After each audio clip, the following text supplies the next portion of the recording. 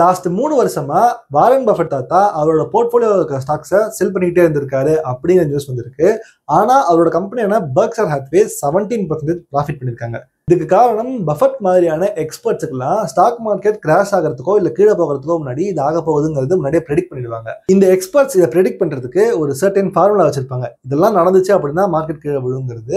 அந்த ஃபார்முலாலாம் என்னென்ன? அதே மாதிரி இப்ப இருக்கிற மார்க்கெட் சிச்சுவேஷன்ல அதே இண்டிகேட்டர்ஸை யூஸ் பண்ணா மார்க்கெட் கிராஷ் நோக்கி போயிட்டு இருக்கா அப்படிங்கறத பார்க்கலாம். நான் Vignesh, this is finance, we value your time. Market crash ஆக போறதுக்கு ஃபர்ஸ்ட் இண்டிகேட்டர் ரொம்பவே ஈஸி தாங்க. கோல்டு பிரைஸ் எப்பெல்லாம் மேல போகுதோ அப்பெல்லாம் ஸ்டாக் மார்க்கெட் ஃபால் ஆகிறதுக்கு நிறைய சான்சஸ் இருக்கு.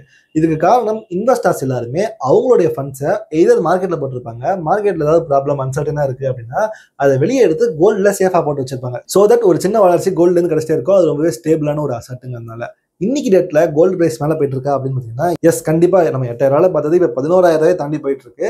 ஸோ இது வந்து ஒரு மேஜர் இண்டிகேட்டர் தான் மார்க்கெட் கிராஷுக்கு. பட் இது ஒன்று மட்டுமே வச்சுட்டு நம்ம சொல்ல முடியாது. பட் இதுவும் ஒரு காரணமா நம்ம பார்க்கணும்.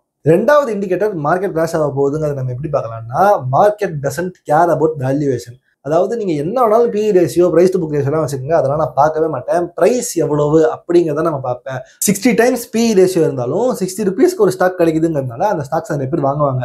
ஸோ இதெல்லாம் ஒரு கிளியர் இண்டிகேஷன். இன்னைக்கு இதெல்லாம் நடக்குதுன்னு பார்த்தீங்கன்னா, கண்டிப்பா இப்ப பாருங்க, லென்ஸ்கார்ட் ஐபிஓல 230 டைம்ஸ் வேல்யூவேஷன் பி ரேஷியோல அந்த ஐபிஓ ரிலீஸ் ஆச்சு. பட் அதுக்கும் முதல் நாளே மக்கள் எல்லாருமே சப்ஸ்கிரைப் பண்ணாங்க. ஸோ வேல்யூவேஷன் எதுவுமே பார்க்காம லிஸ்டிங் கெயின்ஸ்க்காகவும் ஜஸ்ட் பிரைஸை மட்டும் பார்த்து இன்னைக்கு மார்க்கெட் போயிட்டு இருக்கானா, கண்டிப்பா போயிட்டு இருக்கு. இது மார்க்கெட்ல ஒரு கிராஷை சீக்கிரமே கொண்டு வருமானு பாத்தீங்கன்னா, இதுவும் ஒரு ஃபேக்டரா பிளே பண்ணுதுங்கிறத நம்ம குறையலாம் பார்க்கலாம். இந்த வேல்யூவேஷன்லாம் பெருசா பார்க்காதப்பதான் ட்ரேடிங் அதிகமா நடக்கும். கிட்டத்தட்ட மார்க்கெட்ல இருக்கிற முக்காவாசி பேர் ட்ரேடர்ஸா தான் இருப்பாங்க. அதுவுமே இன்னைக்கு மார்க்கெட்ல நடந்துட்டு தான் இருக்கு. மூணாவது இண்டிகேட்டர் மார்க்கெட் கிராஷ் ஆக போகுதுங்கிறதுக்கு huge leverage and high retail participation இந்த ஸ்டாக் மார்க்கெட்ல இருக்கும். இன்னைக்கு பாத்தீங்கன்னா ட்ரேடிங் பண்றாங்களோ இன்வெஸ்டிங் பண்றாங்களோ highest amount of demat accounts கிட்டத்தட்ட 20 crores ஆஃப் டிமேட் அக்கௌண்ட்ஸ் இந்த ஸ்டாக் மார்க்கெட்ல ஓபன் பண்ணிருக்காங்கன்னு பார்க்கணும். இது ஒரு மேஜர் இண்டிகேட்டர். ரெண்டாவது ஹை லிவரேஜ். இப்ப நம்மளுடைய மொத்த மார்க்கெட்டுமே ஃபியூச்சர்ஸ் அண்ட் ஆப்ஷன்ஸ் தான் இயங்கிட்டு இருக்கு. அதை பத்தி நான் ஆல்ரெடி வீடியோ கூட போட்டிருப்பேன், மேல லிங்க் பண்றேன், செக் பண்ணி பாருங்க. ஸோ அப்ப ரெண்டுமே இங்க ஒரு ஃபேக்டர் பிளே பண்ணுதுன்னா, எஸ் இங்க லிவரேஜ்னு சொல்லும்போது ஜஸ்ட் ஸ்டாக்ஸ்ல மட்டும் இல்ல, நம்மளுடைய பேங்க்ஸ், நம்மளுடைய கம்பெனிஸ் எல்லாருமே லிவரேஜ் பண்ணி அதிகமா கடன்லாம் வாங்கி தான் இந்த பிசினஸே பண்ணிட்டு இருப்பாங்க. ஸோ எல்லா கம்பெனிஸுமே அதிகமா லிவரேஜ் பண்ணிருக்காங்களா கம்பெனிக்குள்ள பிசினஸ்லன்னு பாத்தீங்கன்னா அது கிடையாது. அதே மாதிரி என்னதான் நம்ம ஸ்டாக்ஸை லிவரேஜ் பண்ணி வாங்கிட்டு இருந்தாலும் செபி வந்து இதெல்லாம் ரெஸ்ட்ரிக்ஷன்ஸ் கொண்டு வந்திருக்காங்க. இப்போ நீங்க இந்த ஃபியூச்சர்ஸ் அண்ட் ஆப்ஷன்ஸ் வாங்கும்போது பிரைஸ் எல்லாம் ஏற்றிருக்காங்க.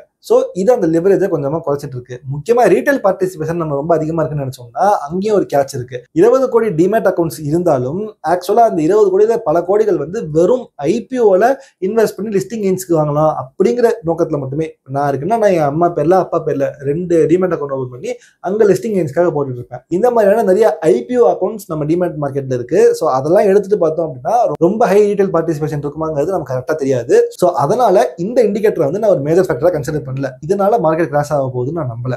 ஃபோர்த் இண்டிகேட்டர், இதுதான் இந்த வீடியோலயே ரொம்ப முக்கியமான ஒரு பார்ட். ஸோ நல்லா கவனிங்க, இன்வெர்டட் ஈல்டு கர்வ். இந்த ஈல்டு கர்வ் பத்தி தனியா ஒரு வீடியோவே போடலாம், வேணும்னா கீழே கமெண்ட் பண்ணுங்க. மேக்ரோ எக்கனாமிக்ல நான் உங்களுக்கு சொல்லி தரேன். பட் ஷார்ட்டா இங்க பார்த்தோம் அப்படின்னா, ஈல்டு கர்வ்ங்கிறது இன்ட்ரெஸ்ட் ரேட் எவ்வளவு இருக்குங்கிறத குறிக்கிறது. நார்மல் டைம்ல இன்ட்ரெஸ்ட் ரேட்ஸ் கம்மியான டைமுக்கு கம்மி இன்ட்ரெஸ்ட்டும், அதிகமான டைமுக்கு நீங்க உங்களோட கேபிட்டல் பார்த்தீங்கன்னா அதிக இன்ட்ரெஸ்ட்டும் வரும். பேசிக்கா 3 மாசத்துக்கு தர இன்ட்ரெஸ்ட் ரேட்டை விட 2 வருஷத்துக்கு அதிகமான இன்ட்ரெஸ்ட் தருவாங்க, 5 வருஷத்துக்கு இன்னும் அதிகமான இன்ட்ரெஸ்ட் தருவாங்க. இதுக்கு காரணம் நீங்க அதிக டைமுக்கு உங்களோட கேபிட்டல் லாக் பண்றீங்க, உங்களுடைய ரிஸ்க் இங்க அதிகமா இருக்கு. அதே மாதிரி அந்த கம்பெனிக்கோ பேங்குக்கோ உங்களுடைய கேபிட்டலை வச்சு இன்வெஸ்ட் பண்ணி காசு சம்பாதிக்கிறதுக்கான டைம் அதிகமா இருக்கு. ஸோ உங்களுக்கு இன்ட்ரெஸ்ட் ரேட் அதிகமா தருவாங்க. இது yield curve. But inverted yield கர்வ்ங்கிறது இதுக்கு அப்படியே ஆப்போசிட். இந்த இடத்துல 3 மாசம் 6 மாசத்துக்கு அதிகமான இன்ட்ரெஸ்ட் ரேட் கிடைக்கும். ஆனா 2 வருஷத்துல பார்க்கும்போது இதை விட கம்மியா இருக்கும், 5 வருஷத்துல பார்க்கும்போது ஒண்ணுமே கம்மியா இருக்கும். இதெல்லாம் மார்க்கெட்ல நடக்குமாப்பா அப்படிங்கிறீங்கன்னா, எஸ் நடக்கும். எல்லா வாட்டியுமே மார்க்கெட் கிராஷ் ஆகிறதுக்கு முன்னாடி இந்த இண்டிகேட்டர் நம்ம கண்டிப்பா காமிச்சிடும். இதுக்கு காரணம் மார்க்கெட்டோட லாங் டேர்ம் ஃபியூச்சர் பார்த்து மக்கள் பயந்தாங்க அப்படின்னா இந்த இன்வெர்டட் ஈல்டு கர்வ் அதை காமிக்கும். இப்ப கரண்ட் டைம்ல மார்க்கெட் நல்லா இருக்கு, அதனால நான் இதை இன்வெஸ்ட் பண்ணிடுறேன். ஆனா 5 வருஷம் கழிச்சு நல்லா இருக்குமா எனக்கு தெரியலங்கிற அளவுக்கு மார்க்கெட் யோசிச்சுது அப்படின்னா, ஸோ இப்போ இன்னும் 2-3 வார் வரப்போகுது, கண்டிப்பா இன்னொரு 5 வருஷத்துல வேர்ல்டு வார் 3 வந்துடும் அப்படின்னு நினைக்கிறாங்கன்னா, இன்னைக்கே நான் அதிகமான இன்ட்ரெஸ்ட் ரேட் சம்பாதிச்சிருக்கேன், 5 வருஷம் கழிச்சு நான் சம்பாதிக்க வேண்டாம்னு நினைப்பாங்க. இதனால மார்க்கெட்ல லிக்விடிட்டி குறையும். ஏன் என்னுடைய எல்லா இன்வெஸ்ட்மெண்ட்ஸுமே எடுத்துட்டு போயிட்டு நான் ஃபிக்ஸட் அசட்ஸ்ல போடுறேன். அப்போ ஸ்டாக் மார்க்கெட் லிக்விடிட்டி குறைஞ்சு ஸ்டாக் பிரைசஸ் கீழே விடும். இது இன்னும் பெரிய கான்செப்ட், நான் சொன்ன மாதிரி கீழே கமெண்ட் வீடியோ போடுறேன். பட் இந்த இன்வெர்டட் ஈல்டு கர்வ் இப்போ இந்தியாவில் இருக்கான்னு கேட்டீங்கன்னா கிடையாது. நம்ம ஆக்சுவலா பாசிட்டிவான ட்ரெண்ட்ல தான் போயிட்டு இருக்கோம். ஸோ இது வந்து நம்ம மார்க்கெட் அஃபெக்ட் பண்ணாது ரொம்ப நல்ல விஷயமா தான் நான் பார்க்கறேன். ஃபைனலா 5th இண்டிகேட்டர் என்ன அப்படின்னா, இதுல 3 பார்ட் வருங்க.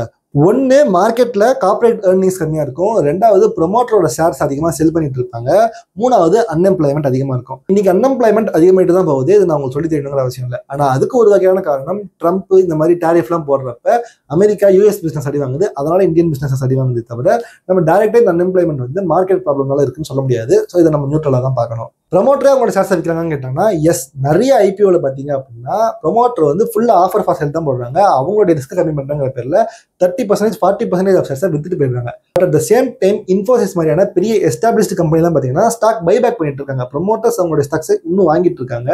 அப்போ இது ஒரு நல்ல இண்டிகேஷன். அதுக்கு இது கேன்சல் அவுட் ஆயிடுச்சு அப்படின்னா நான் இதையும் ஒரு நியூட்ரல் சிக்னேச்சராக பார்க்குறேன். அடுத்தது கார்பரேட் ஏர்னிங்ஸ். நார்மலாக ஒரு கம்பெனி கம்மியாக சம்பாதிச்சாங்கன்னா கார்பரேட் ஏர்னிங்ஸ் குறையும். இது நம்ம மார்க்கெட்டில் இருக்கான்னு கேட்டால் இருக்கு. ஆனால் அதுக்கு காரணம் ட்ரம்போட ஃபேக்டர் தான். இது ஒரு ஷார்ட் டேர்ம் எஃபெக்ட் தாங்கிறதுனால இந்த காரணமே நம்ம இந்தியன் மார்க்கெட் அஃபெக்ட் பண்ணுதுங்கிறத என்னால் சொல்ல முடியாது. ஸோ இந்த இண்டிகேட்டரையும் நம்ம கன்சிடர் பண்ண வேண்டாம். இப்போ இந்த 5 இண்டிகேட்டர்ஸ் பார்த்ததுல 3 இண்டிகேட்டர்ஸ் எனக்கு பெருசாக தெரியல, முதல் 2 இண்டிகேட்டர்ஸ் தான் தெரிஞ்சிச்சு. அப்படிங்கிறதுனால நம்ம மார்க்கெட் இப்போ ஒரு ஃபாலோ நோக்கி போகல, மேபி கன்சாலிடேட் ஆகலாம். பட் இந்த ஃபேக்டர்ஸ் எல்லாமே எப்போனாலும் மாறலாம். நீ இதை கரெக்டாக ட்ராக் பண்ணிட்டு வந்தீங்க அப்படின்னா இந்த ஃபேக்டர்ஸ் ஏதாச்சும் ஒரு வகையில் மார்க்கெட் அஃபெக்ட் பண்ணுதுன்னு இருந்துச்சுன்னா that means the market is going to கிராஷ்ங்கிறத நீங்கள் புரிஞ்சுக்கலாம். ஹோப் இந்த வீடியோ மார்க்கெட்டை புரிஞ்சுக்கிறதுல உங்களுக்கு ஒரு ஸ்டெப் எக்ஸ்ட்ராவாக ஹெல்ப் பண்ணியிருக்கும்னு நான் நம்புறேன். ட்ரம்பை பற்றி பேசிட்டு இருக்கிறச்சு ட்ரம்ப்புக்கும் சைனாவுக்கும் நடுவில் ட்ரேட் வரனால நீங்கள் எப்படி ஈஸியாக சம்பாதிச்சு பணக்காரனாக வளர்ந்துட்டுனா இந்த வீடியோ செக் பண்ணி பாருங்க. அங்கே நான் உங்களை மீட் பண்ணுறேன். Have a great day. Vignesh.